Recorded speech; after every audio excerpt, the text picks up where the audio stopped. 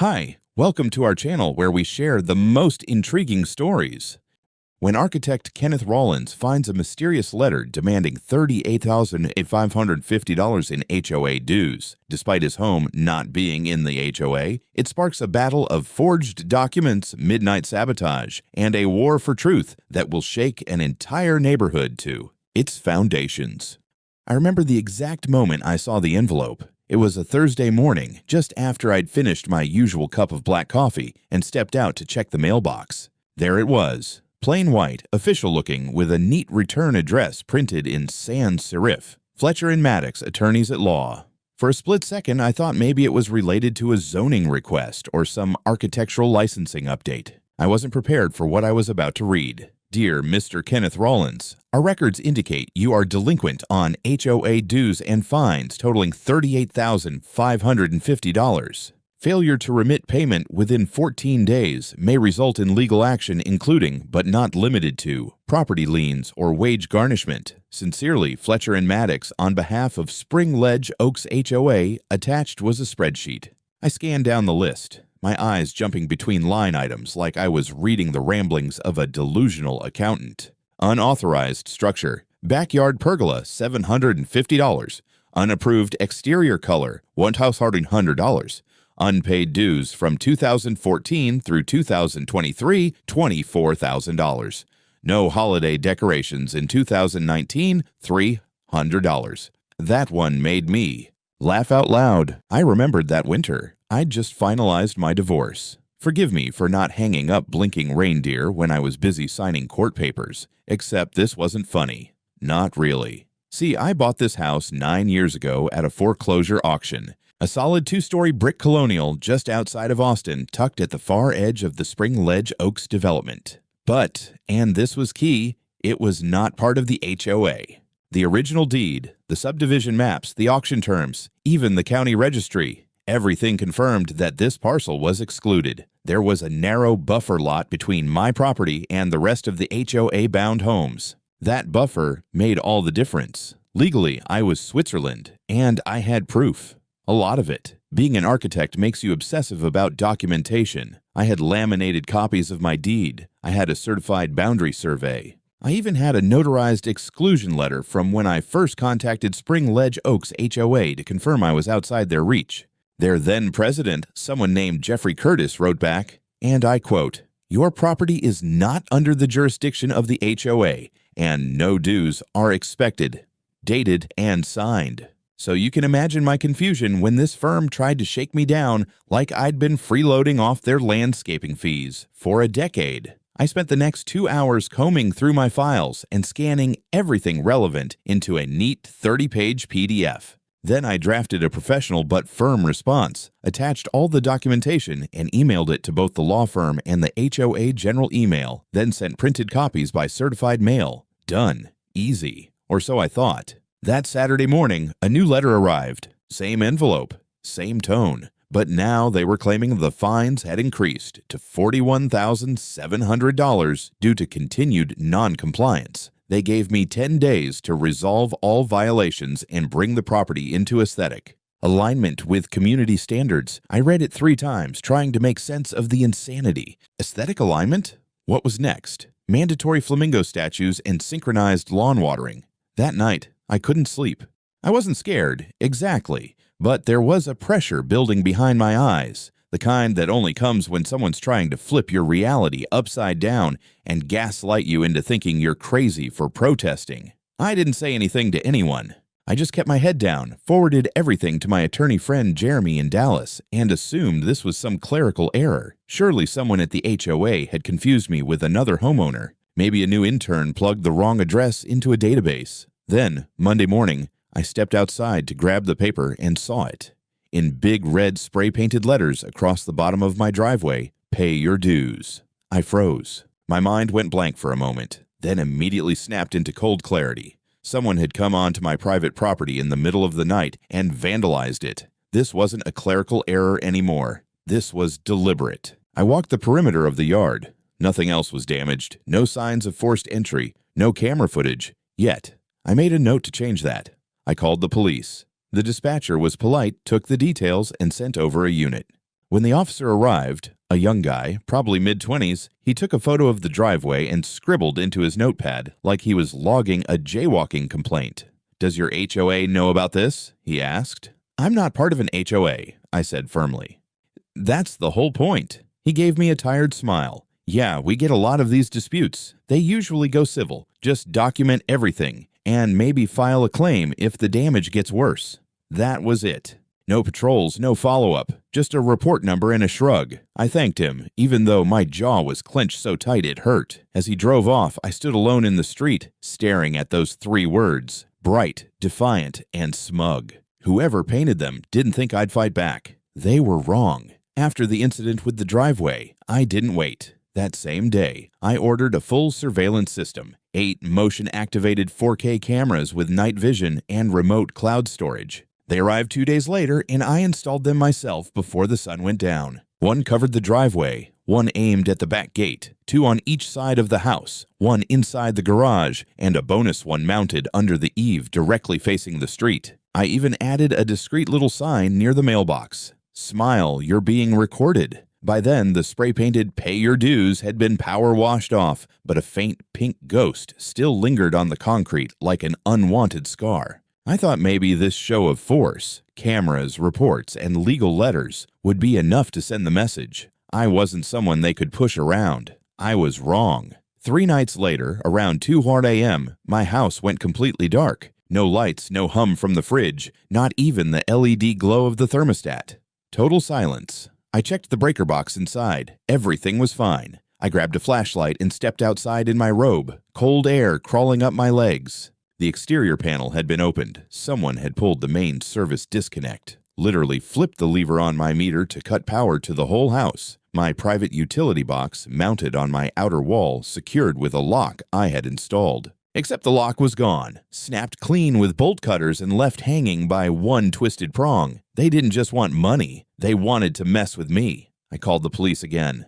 This time the officer was different. Older, polite, with the same bland patience people reserve for HOA drama. He took notes, nodded a lot, looked at the busted lock.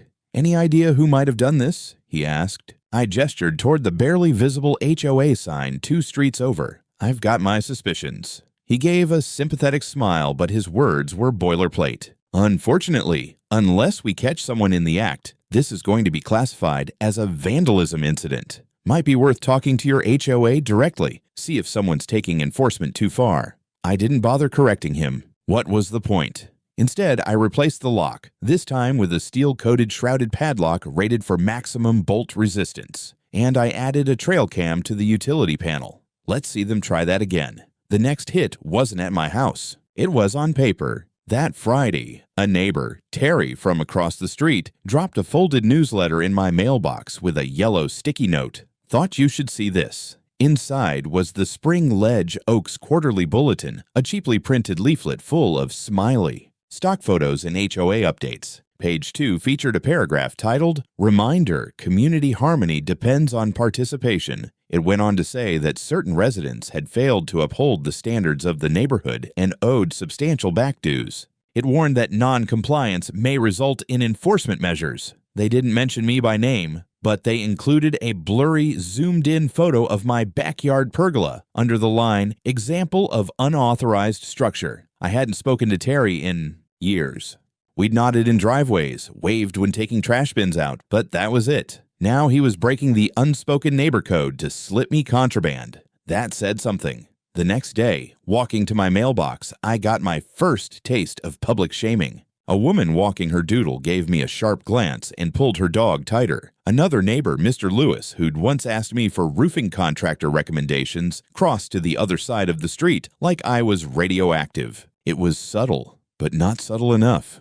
Word was spreading. That weekend, I got a call from a realtor friend of mine, Cheryl, who occasionally worked in Spring Ledge Oaks. She said a rumor was circulating among local agents that my property had pending legal restrictions and might be subject to lien action. That was nonsense, of course, but the very fact it was out there meant someone in the HOA was running their mouth. So I decided to go on the record. I sent a cease and desist letter drafted by my lawyer to both the HOA and the law firm, citing harassment, defamation, and trespassing. I attached security photos, timestamps, and copies of the official boundary map. We gave them 10 days to respond, or we'd escalate. No response came. Instead, the next blow was bureaucratic. I received a notice from the city planning department stating that an anonymous complaint had been filed alleging unpermitted modifications to the structure, specifically unlicensed exterior construction, possible code violation. It listed the pergola, the garden shed, and even the solar panels I'd installed 3 years ago with a permit. I knew instantly who was behind it. I also knew my paperwork was in order. But still, I now had to spend an entire Tuesday digging up permits, filling out forms, and welcoming a city inspector to trudge around my yard like I was running an illegal meth lab under the roses. The inspector, a polite woman in khakis and a clipboard, seemed embarrassed to even be there. Honestly, she muttered, flipping through my permits, we get a lot of these from HOAs trying to flex over non-members. It's petty, but we still have to respond. That was the word for it, petty. But also methodical. They weren't just trying to find me. They were trying to isolate, intimidate, and wear me down. Paint me as the neighborhood pariah until I broke or gave in. But here's the thing. I don't break easy. By the end of the week, I had a map of the neighborhood taped to my kitchen wall. Pushpins marked incidents. Notes lined the borders. I wasn't just documenting anymore. I was preparing, because if this was war, I intended to win it by the book, down to the last notarized line. A few years ago, I spent 6 months overseeing a renovation project for a historical district in San Antonio. It involved layers of zoning law, property line verification, and, my personal favorite, digging through dusty records in county offices that hadn't updated their filing cabinets since the Reagan administration. That experience came flooding back the moment I realized I needed to look into the county land registry. The Spring Ledge Oaks HOA clearly thought I wouldn't push back. They assumed they could drown me in threats, maybe poke me into submission with some minor sabotage, but they underestimated just how obsessive an architect can be when it comes to boundaries, literal and legal. That Monday morning, I drove down to the Travis County Clerk's office and requested the full parcel history for my property. I gave them the address, my ID, and a smile that said, I'm either suing someone or writing a dissertation. The clerk, a woman named Brenda with leopard print glasses and a fuchsia manicure, was surprisingly helpful. She came back 20 minutes later with a manila folder, her brows raised. You've got quite the paper trail. Inside were scanned deeds, transfers, zoning notices, and a recently filed amendment dated September 24, 2016. That's when I saw it, a form titled Reclassification of Parcel for Inclusion in Spring Ledge Oaks HOA Expansion Zone. It included my parcel number, my name, and a signature next to the line marked Owner Consent. Kenneth Rollins, in smooth, slanted script. Except it wasn't my signature. I stared at the page, fingers going cold. I've signed thousands of documents, contracts, blueprints, affidavits. My name always looks like a sharp series of block letters with a flattened W in the middle. This one looked like it had been written by someone trying to fake sophistication. I had never signed this document. I'd never even seen it. You okay? Brenda asked. I nodded too slowly. Can I get a certified copy of this? Sure. Do you want anything else from the file? I hesitated. Any notes on who submitted the form? She tapped a few keys. Looks like it was filed by R. Hammer, Rose Hammer. Administrative filer, said she was acting as intermediary for the HOA's legal team. Hammer. That name rang a bell. I opened my phone and scanned back through emails. Sure enough, there it was, Rose Hammer, listed as the treasurer and bookkeeper on the last HOA mass email. I left the office with certified copies of every document I could legally obtain and called my lawyer, Andrea Nash, from the parking lot. Tell me you're sitting down, I said. By that evening, we were in full prep mode. Andrea went nuclear the second she saw the signature. This is criminal, she said flatly. Not just civil harassment anymore. You're looking at document forgery, false filings, and possibly fraud with intent to defraud a property owner. The next day, we drove down to the police department and filed an official report for forgery and falsification of a legal instrument. I handed over my certified documents and included a sample of my actual signature from a notarized closing statement. The officer, to his credit, didn't shrug this time. We'll escalate it to the Property Crimes Division, he said. This isn't just a neighbor dispute anymore. That night, I dug deeper. I accessed the Texas Real Property Database and began scanning boundary change filings from other properties near mine. That's when I saw it. 3 other parcels had been incorporated into the HOA at nearly the same time as mine, all within a 3-month window in 2016. I didn't recognize the owners, but I knew one of the lots. An old cottage 2 streets down, long vacant until a couple flipped it last year. I emailed the new owner, Sarah Lang, with a simple question. Do you know if your house is part of the HOA? She replied within the hour. We were told it was grandfathered out. Why? I asked if she'd mind checking her parcel record. 10 minutes later, she wrote back, Wait, what the hell? It says it was reclassified in 2016. We had no idea. We met the next afternoon at a coffee shop near the lake. Sarah brought her husband Milo, and I came armed with documents. As soon as I showed them the reclassification form with my forged signature, Milo leaned back and muttered, Jesus, if they did this to you.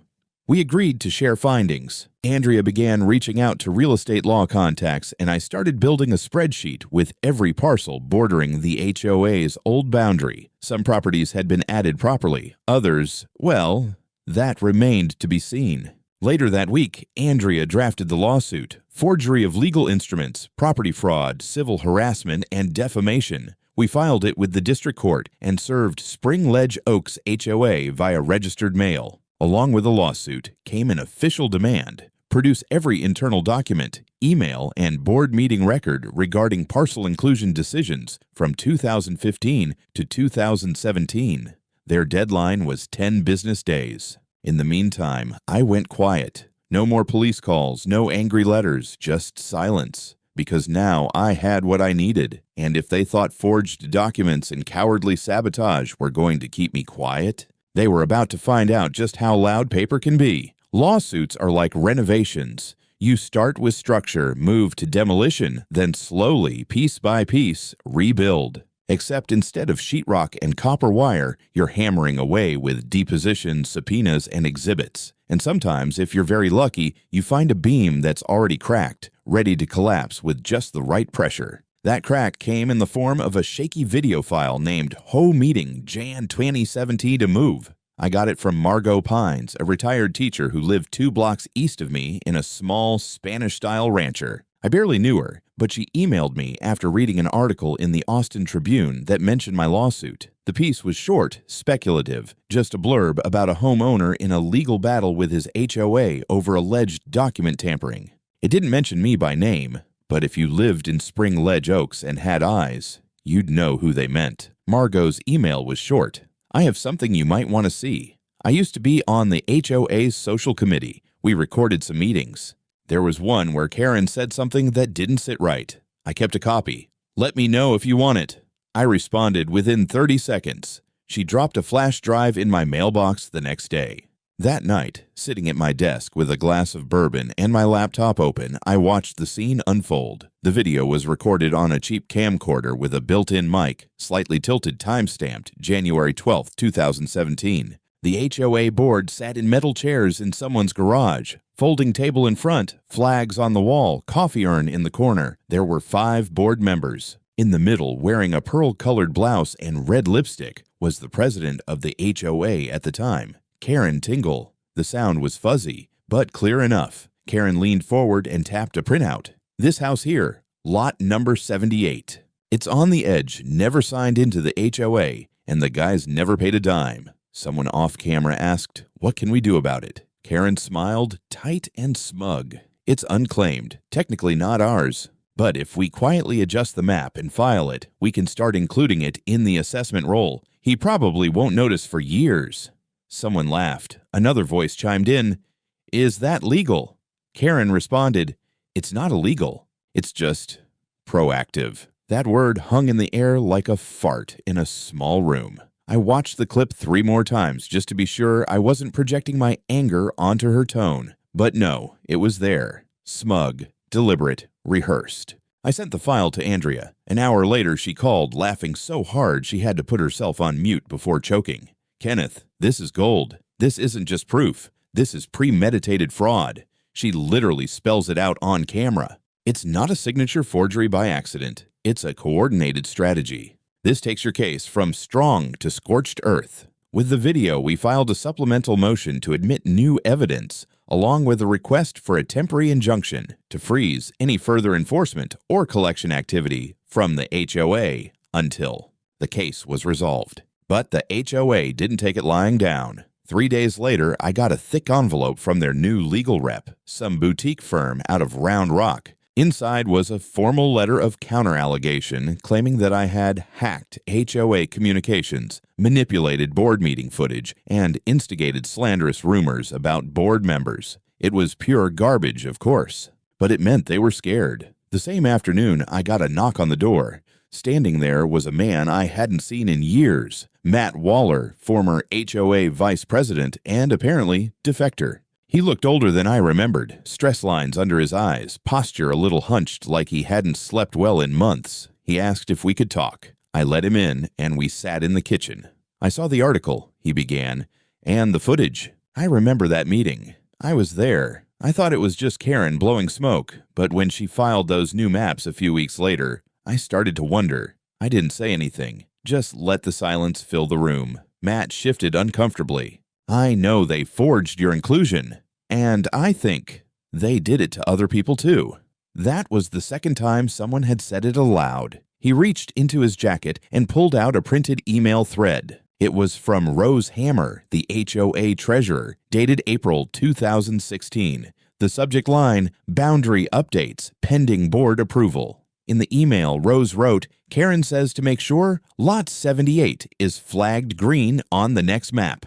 We're going to treat it as active from now on, regardless of previous status. Just update the file. He won't care."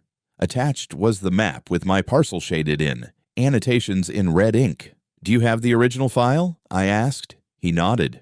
"I saved it before I left the board. Never sat right with me." I asked if he'd be willing to testify. He hesitated. "I've got kids in this neighborhood, Ken. I don't want them targeted." "I get it," I said. "But if you don't stand up now, they'll keep doing this." He nodded slowly. "Let me talk to my wife." The next morning, Andrea and I held a strategy session. We now had a forged legal document with a fake signature, a video of Karen Tingle admitting intent to falsify property inclusion, an email trail between HOA officials discussing the manipulation, a former board member ready to testify. Andrea grinned across the table.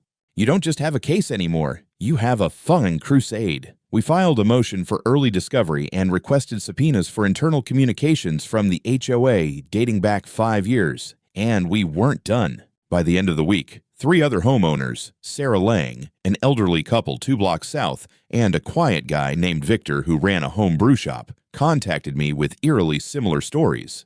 Each of them had no idea they were part of the HOA until they were suddenly fined or billed. It wasn't just me. This was systemic. But first, we were going to court. And Karen Tingle, she was about to be famous for all the wrong reasons. The courthouse in Travis County isn't exactly cinematic. Beige stone, flickering fluorescents, and vending machines that haven't been stocked since Obama's second term. But when I walked through those double doors at 9 a.m. on a Friday, with a USB drive full of smoking guns in my pocket and Andrea at my side, it felt like the world was about to tilt on its axis. The courtroom was small, civil, not criminal. No grand jury box or dramatic podiums, just a judge with tired eyes, opposing counsel who looked like they drank espresso through a titanium straw, and a few scattered residents from Spring Ledge Oaks who had come to spectate like it was neighborhood theater. Karen wasn't there. That surprised me, but Andrea leaned over and whispered, "She's smart enough to know she's the liability. They're sending in the pros." Across the aisle sat Calder and Bright, a sharp-suited pair of HOA lawyers who looked like they specialized in quietly making problems disappear until they don't. Their lead guy, Mr. Lyndon Graves, opened with a statement so slippery it could have been printed on Teflon. "Your Honor, my clients maintain that all boundary documents were filed in accordance with municipal protocols, and any errors were administrative, not malicious. Furthermore, we intend to challenge the admissibility of the so-called video footage on grounds of authenticity and privacy." Andrea didn't flinch. When it was our turn, she stood up, clicked her remote, and the courtroom lights dimmed. There, on a dusty projector screen, the video played. Karen, pearl blouse, smug smile. It's not illegal, it's just proactive. A few chuckles echoed. The judge didn't smile. He just narrowed his eyes and scribbled something onto his pad. Andrea followed with the notarized deed, showing my property was never part of the HOA, then dropped the printout of the email thread Matt Waller had provided. "And, Your Honor," she added, "we will be calling Mr. Waller as a witness. He served as HOA Vice President from 2014 to 2017 and is prepared to testify under oath that the inclusion of Mr. Rawlins's property was fabricated knowingly and intentionally." That changed the room. Graves requested a recess. The judge granted it, but added a note. "I advise counsel to confer seriously, because if these documents and testimony hold, we're moving toward fraud." Outside the courtroom, I leaned against the wall, pulse pounding, as Graves approached Andrea. "I assume your client wants a settlement," he said, slick as an oil spill. Andrea shook her head. "Not even close." He looked at me. "You don't want to drag this through months of hearings, Mr. Rawlins." I smiled. "No, Mr. Graves, I want to drag it through sunlight." They didn't like that. When we re-entered, the judge ordered an injunction. The HOA was to cease any attempts at collection, enforcement, or contact with me pending further review. They were also ordered to release all internal HOA documentation from the last 5 years for discovery. That's when the first domino fell. The next morning, a folder was slipped anonymously into Andrea's office mailbox. Inside were board meeting transcripts, handwritten notes from Rose Hammer, the treasurer. One line caught our eye immediately. Discussed extending boundary line southward past Lot 78 to increase dues base. "Karen, if we fudge the files just once, we get 50 grand over 5 years.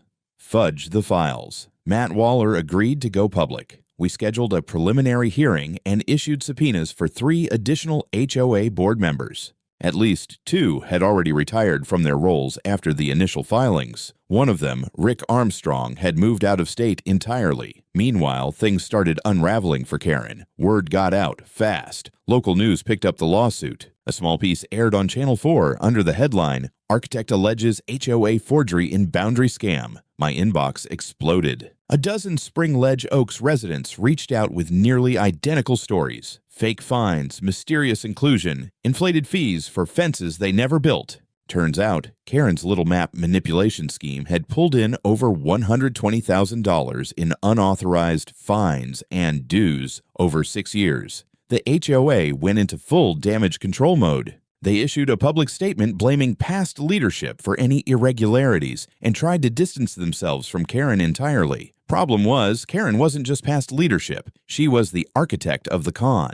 I found out later she'd been named in 3 separate civil complaints by then. One homeowner, an 84-year-old widower named Jim Halley, had nearly lost his home to an HOA lien that turned out to be based on a forged debt record. Andrea and I drafted a motion to consolidate cases. If successful, it would become a class action lawsuit. Suddenly, I wasn't just suing for myself. I was suing on behalf of everyone Karen had defrauded. The stakes were climbing fast. Andrea called it litigation gravity. Once things start moving, it all accelerates. But the biggest shake hadn't hit yet. That would come in the next hearing, when we got access to Karen's personal email server, and that's when everything came crashing down. We didn't expect to get access to Karen's private email server, but when the judge approved our motion for discovery, citing potential evidence of systematic fraud, Andrea pounced. Within 72 hours, we had a digital forensic team digging through Karen's archived emails. What they found wasn't just careless. It was deliberate, and it was damning. There were threads titled Expansion Sketches, with attached PDFs showing property maps, some with altered parcel boundaries. In one email from late 2016, Karen wrote, "We can shift the lines 40 feet east. Nobody will notice unless someone brings in a surveyor. And who does that for lake lots?" Another email was worse. Sent to Rose Hammer. "File that deed form. Use the signature from the inspection waiver. His handwriting is close enough. We need that lot in by Q1 so we can hit budget." Andrea read that one twice, then exhaled slowly. That's felony territory. But it didn't stop there. There were lists of target properties with notations like elderly, less likely to contest, and rental owners out of state. It was a playbook for HOA land grabbing. Systematic, predatory, calculated. We printed everything. During the next hearing, Andrea laid the emails before the judge like they were bricks, one after another. She didn't raise her voice. She didn't need to. The evidence did the yelling for her. Mr. Graves tried to object. These are private emails. Questionable authenticity. The judge cut him off. They were pulled legally through discovery.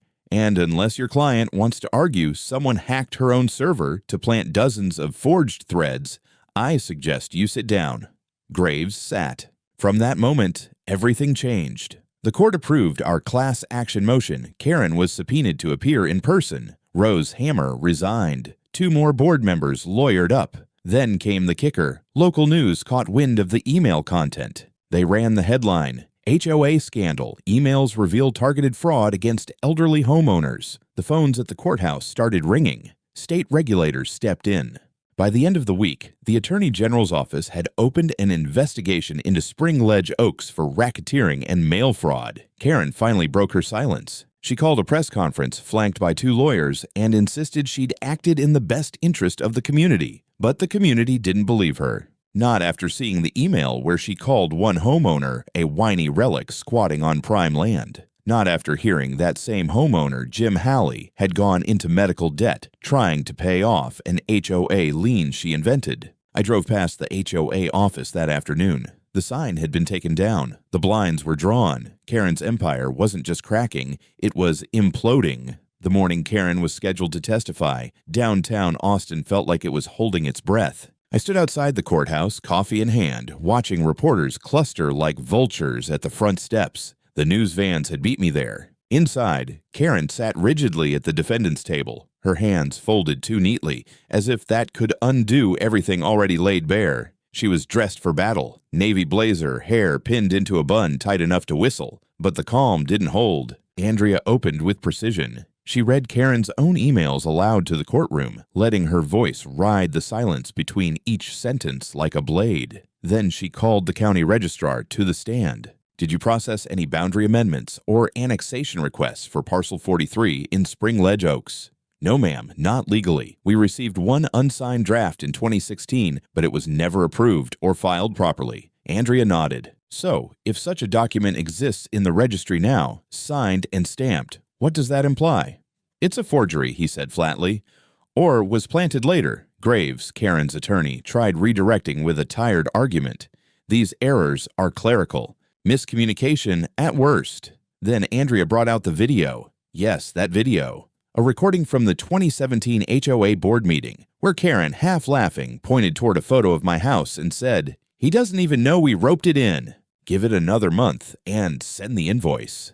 You could hear the chuckles in the room. A board member even said, "Let's see if he barks before we bite." The courtroom fell into an uncomfortable hush. Then came the audible shift. A few gasps, the creak of someone leaning forward. Even the judge blinked slowly. That's when Jim Halley stood up in the back, the man they had called a whiny relic. He held up a letter from 2018 with a $9,000 lien demand and said loudly, "I sold my truck to pay this. You ruined my retirement." The judge ordered the bailiff to restore order, but the damage was done. The illusion of miscommunication had been shattered. This wasn't sloppy bookkeeping, it was a targeted scheme. Within a day, Karen's 2 former board allies filed motions to cooperate in exchange for leniency. Their testimonies confirmed it all. The internal strategy to annex houses silently, to fine outliers until they folded or moved, to forge HOA boundary maps using outdated overlays and forged plats. The court ruled in our favor. Karen Tingle was found personally liable for fraud, defamation, document tampering, and civil harassment. The HOA as an entity was fined over $200,000 and ordered to compensate me and the other wronged homeowners.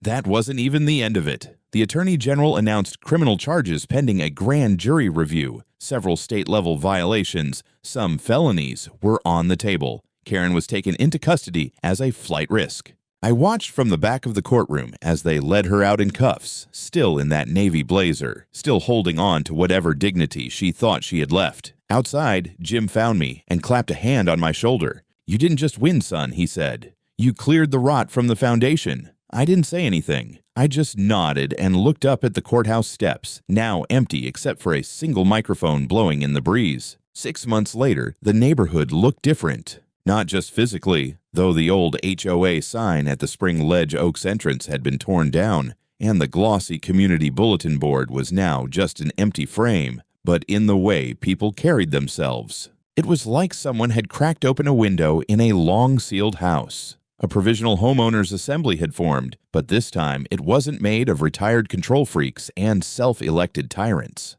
It was just regular folks, a retired firefighter named Mel, a widowed librarian, a single dad who worked night shifts. Their first order of business had been a vote, whether to dissolve the HOA permanently or rebuild from scratch under full transparency. The result? 89% voted for dissolution. No surprise there. The community had been bled dry for years, intimidated, fined, told how tall their grass should be and what color lights they could hang for Christmas. And now they were tired of all of it. Spring Ledge Oaks no longer wanted rulers, just neighbors. As for me, I finally painted my back porch that dark slate blue I'd been eyeing for years. No permission slips, no design review board, just me, a brush, and 2 cold beers. One morning, I put up a new sign by my front gate. It was simple, black and white, and bolted right into the steel. Not a member, never was.